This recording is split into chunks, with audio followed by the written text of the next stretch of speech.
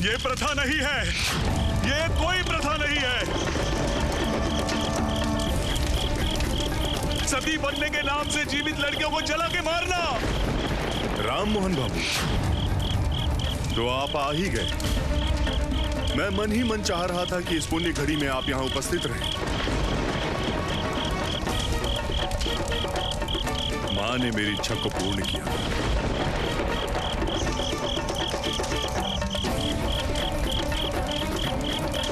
आपने तो अपनी आंखों से देखा है, आपकी पुण्यवती सती लक्ष्मी भाभी ने खुद ही सहमृत्यु में योगदान करके आपके पूरे परिवार को बचा लिया।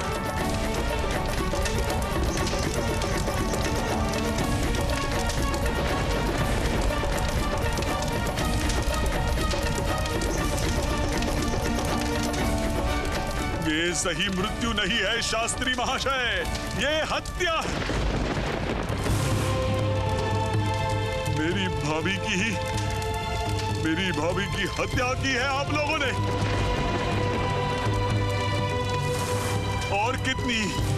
और कितनी असहाय लड़कियों की ऐसे ही हत्या करेंगे आप लोग। हत्या? आप इसे हत्या कह रहे हैं? वैसे आप जैसा अधर्मी इसके अलावा और क्या बोल सकता है? सही मृत्यु ये कोई शास्त्र में लिखा नहीं होता है, ये तो उपहास है, उपहास। और पति के साथ चिता पर जलकर पत्नी स्वर्ग में नहीं जाती। ये सब आप लोगों ने तैयार की हुई क्रूर और निर्दयी परंपराएं हैं।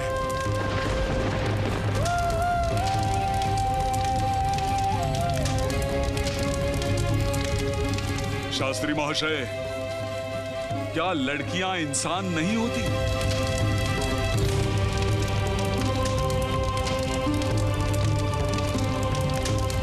उनकी जान को जलाने से तकलीफ नहीं होती? आप शांत हो जाइए राम मोहन बाबू, यहाँ बात करने से कोई फायदा नहीं है। अब भाई राजचंदर, इनको घर ले चलते हैं। रुको द्वारकानाथ, इस ब्राह्मण को मैं छोड़ूंगा नहीं। झूठी परंपराओं के आड़ में मेरी भाभी को आत्महत्या करने पे मजबूर किया है। मैं अपनी भाभी को ऐसे अपने आंखों के सामने मरते हुए नहीं देख पा रहा। कितना निर्दयी है ये, कितना क्रूर है ये कट्टर हिंदू समाज, कितना क्रूर है।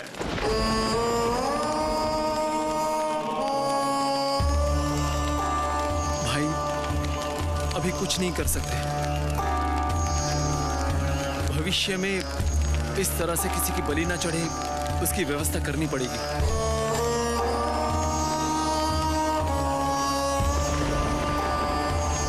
लेकिन अभी यहाँ रुकने से कोई फायदा नहीं है। आप वापस चलिए राम मोहन बाबू, वापस चलिए। भाई चलिए, यहाँ रहने से और झगड़ा होगा। जय मां। राम मोहन बाबू, एक दिन आपके दल केरी और मार्क्समैन के लिए मेरे पिताजी अघोरनाथ शास्त्री जी को मरना पड़ा था। पिताजी का अधूरा कार्य मैंने अपने कंधों पर उठा लिया है। आपका हिंदू धर्म के विरुद्ध आचरण मैं सहन नहीं करूंगा।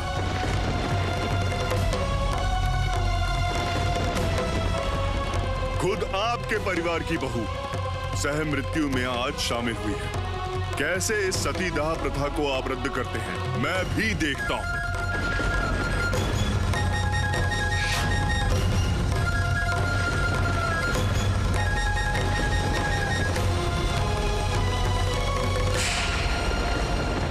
आओ पद्मा, आओ।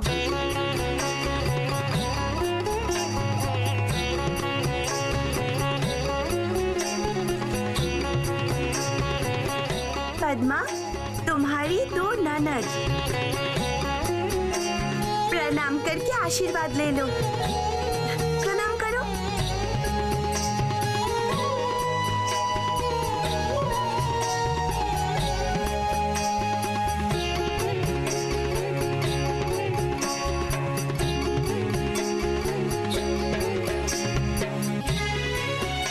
अच्छा, तुम्हें आचार विचार कुछ सिखाया नहीं गया है? सास जैसी ननदें हैं हम लोग, घुटने टेक के झुक के प्रणाम करो, ये भी तुम्हें नहीं सिखाया है?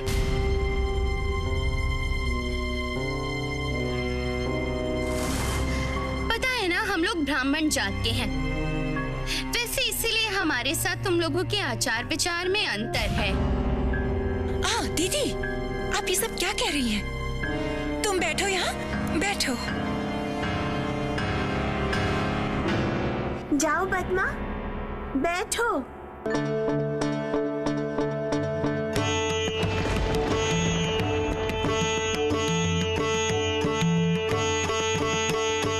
देख मीनू, देख, कुछ गलत कहा है मैंने?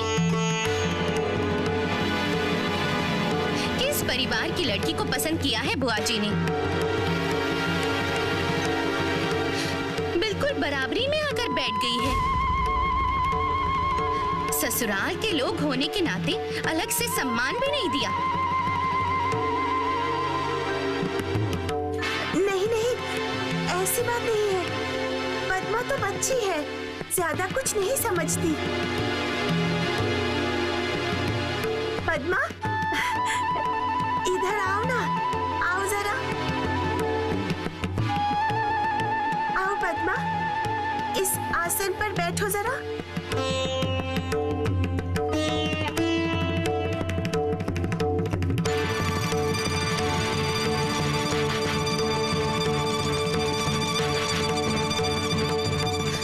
दोनों हाथ दिखाओ बहू,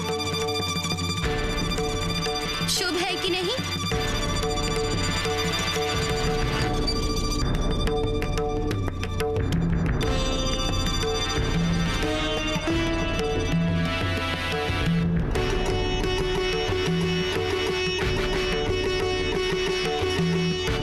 बहू के बालों को जरा खोल दीजिए चाची जी।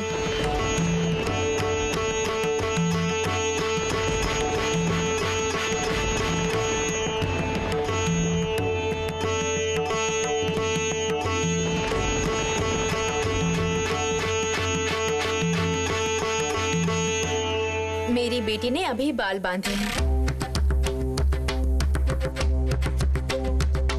और शाम को कोई बाल देखता है क्या, बताओ?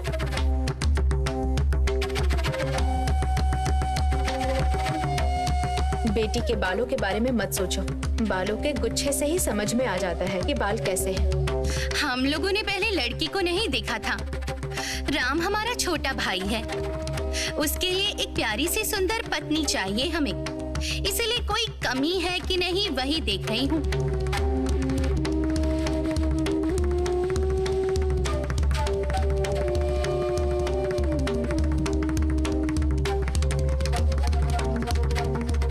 ये तो सही बात है, लेकिन भाई की पत्नी का भी कुछ सम्मान होता है।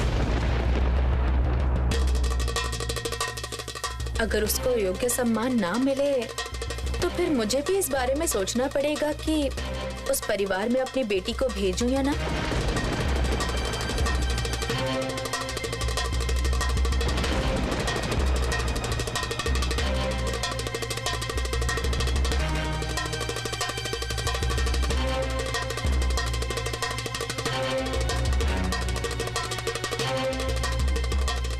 दान सामग्री तो कम नहीं गई है, एक सुंदर सा संबंध बनने जा रहा है। अगर पहले ही संबंध में इतनी कड़वाहट आ जाए तो फिर संबंध कैसे टिक पाएंगे बेटी?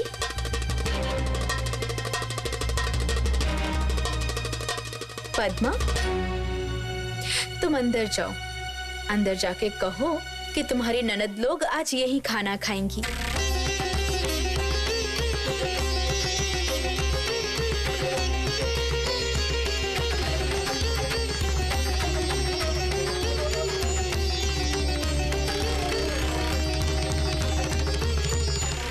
आपने तो कुछ भी नहीं खाया दास महाशय।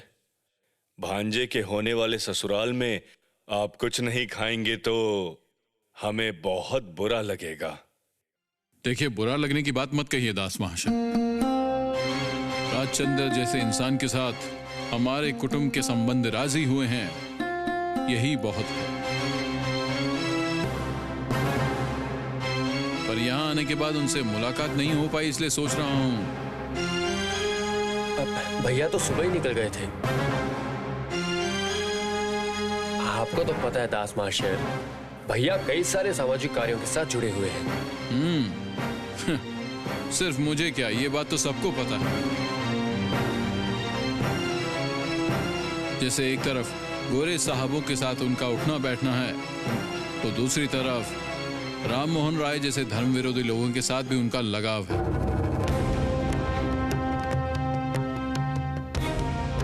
इसीलिए शायद हमारे जैसे नगण्य छोटे मोटे लोगों को महत्व नहीं दे रहे हैं। नहीं दास महाशय, ये आपकी गलतफहमी है। असल में आज राजचंद्र किसी जरूरी काम से फंस गया है, नहीं तो वो जरूर यहाँ उपस्थित होता। और आप हमारी बेटी की ससुराल से आए हैं, फिर आपका सम्मान नहीं होगा, ऐसे कैसे होगा? यही बात, बिल्कुल यही बात मैं आप लोगों को समझाना चाहता था।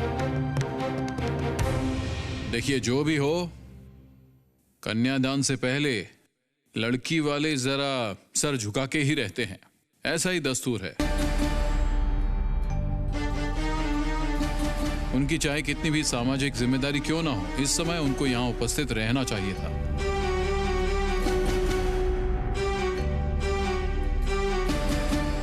पर आप लोग भी मत भूलिएगा कि हम भी कुलीन ब्राह्मण हैं।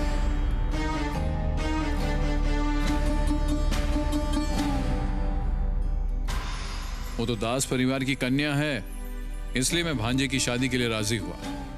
आप असल में क्या कहना चाहते हैं बताइए दास महाशय। सर झुका के कन्यादान करेगा और क्या क्या करना पड़ेगा बताइए।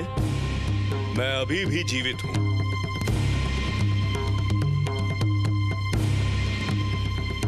इस दास परिवार का मुखिया मैं हूं, राजचंद्र दास नहीं।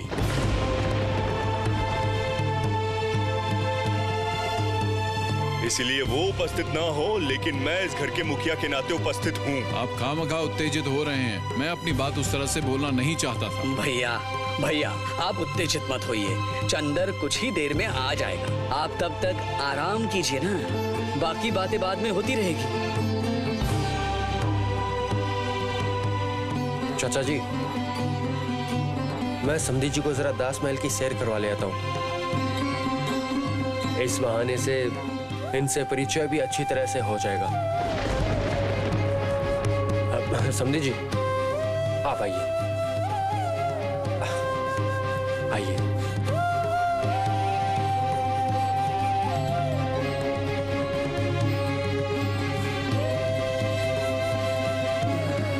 अचानक अब है, इतनी जिम्मेदारियां क्यों निभा रहा है? और क्या करेगा? जिसकी कन्या है वो तो अभी तक लौटा नहीं। कब लौटेगा क्या पता।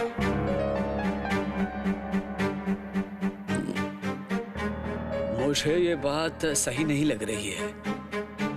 अभय जितना उत्साह दिखा रहा है, मुझे उससे ज्यादा डर लग रहा है।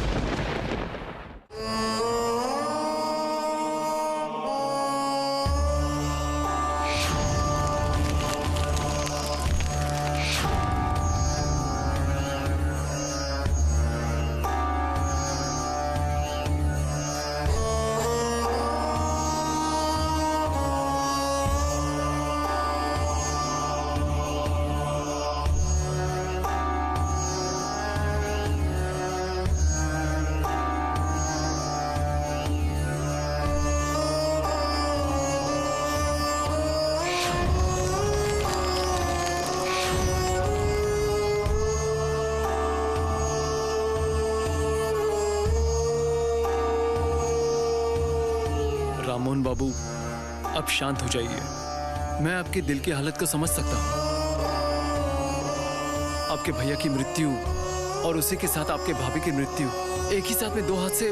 लेकिन आपको मानना तो पड़ेगा ही। मैं मान नहीं सकता। ये अन्याय मैं और सहन नहीं कर सकता। तुम लोगों को मेरे अंदर का दर्द क्यों नहीं समझ में आ रहा?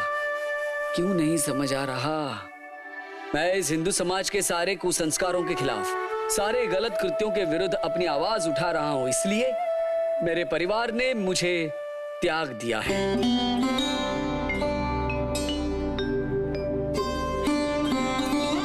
फिर भी मैं कभी भी सती दहन का विरोध करने में पीछे नहीं आया। और मेरे ही परिवार में आज इतना बड़ा अनर्थ हो गया और मैं कुछ नहीं कर पाया। मैं कुछ नहीं कर पाया। आप कर भी क्या सकते थे? आपकी भाभी अगर खुद से सती के लिए तैयार हो गई नहीं तो... दोस्त नहीं, मुझे यकीन है भाभी को गलत बातें बताई गई होगी। पता है दोस्त, मेरी माँ, मेरी दूसरी पत्नी, कोई मुझे स्वीकार नहीं करती, कोई नहीं। मैं तो उनसे ये प्रश्न भी नहीं कर पा रहा हूं, किसने ये सब समझाया और किस पापी ने परंपराओं की आड़ लेकर मेरी भाभी को इतनी बड़ी सजा दी। भाई राम मोहन, मैं एक बात कह रहा हूं, अब आप इस नए समाज के कर्णधार हैं। आपका बलिदान सबसे ज्यादा है इस नवजागरण के पीछे, और आपके बलिदान का एक रूप आज हम सब लोगों ने देख लिया है। इसलिए मैं मानता हूं कि अगर सतीदाह प्रथा को हमेशा के लिए मिटाना है तो हम सबको इसमें योगदान करना ही पड़ेगा, और तो और कानून की मदद भी लेनी पड़ेगी। सही कहा है द्वारकानाथ। हमारी बातों से राजी नहीं हुए तो सरकार बहादुर पर दबाव डालना होगा, जिससे ये क्रूर प्रथा बंद की जाए। नहीं, ये अन्याय मैं और नहीं सहूंगा। बहुत हो चुका। आज मैं प्रतिज्ञा कर रहा हूं, जब तक ये सती की निर्दयी प्रथा बंद नहीं होती, तब तक मैं शांति से नहीं बैठूंगा। राममोहन बाबू,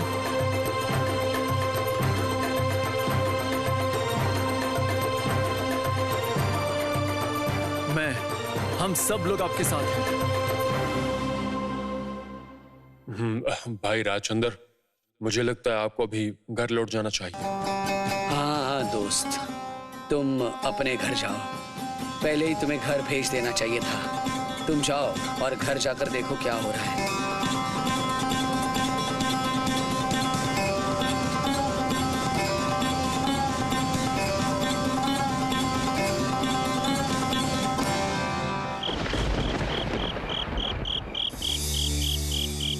आइए आइए समधी जी।